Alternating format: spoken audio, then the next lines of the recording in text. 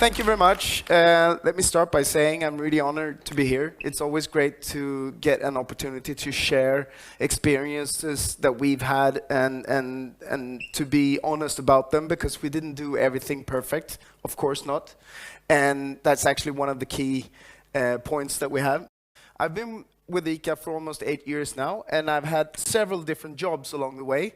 Most of them regarding the digital aspects of our delivery, i.e. ICA.se or our apps and so on.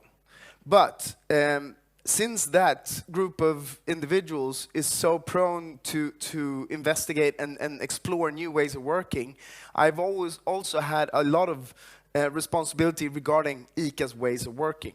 So if you look up there at the head of culture and head of WOW, there's a lot of heads up there, but the head of culture and head of WOW, they have been totally focused on our ICA transforming from a traditional engineering culture to a more agile culture.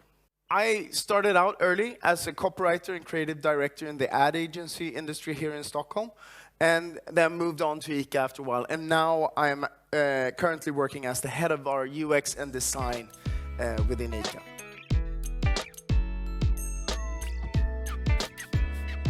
The first one, and also the most dramatic one, was that we had poor leadership in terms of agile leadership. We had a brilliant leadership for the old ways of working, but the second we started to distribute mandate to the teams, making sure that they have the full responsibility from start to finish and forever, then the leadership started to feel lost in this. They didn't know exactly how to accommodate to this and be the leader that they were used to being. The top management in our company, they were completely on board. They felt agile is beautiful. This has helped us a lot. We're working in a much more efficient way and so on. Equally so, the teams. The teams, it was super easy for them to take on these new ways of working. But the middle management, that's where we found the largest obstacles in terms of transforming into this.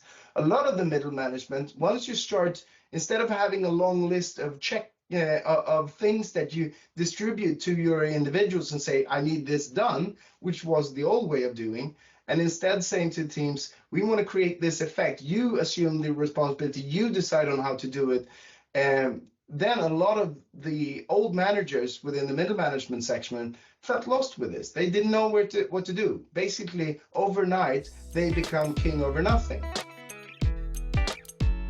Is that a hand up there, I see? Very good. It is indeed. I love the chart you showed, sort of the agile way of developing things up and down and the sort of planning and getting to the, let's launch it and do everything. And I was thinking about the sort of process of doing the agile rollout in ICA. How did you do that? Because it sounds a bit like you did all the planning from the beginning and then a big boom. But did you do it more like an agile way of rolling it out? Or the actual rollout of the way you're working? Yeah. Right. Yeah. I'm proud to say that we didn't know anything about what we were doing. We were completely blind going into it. I had been working with those small teams with the agile cowboys and cowgirls in the beginning there.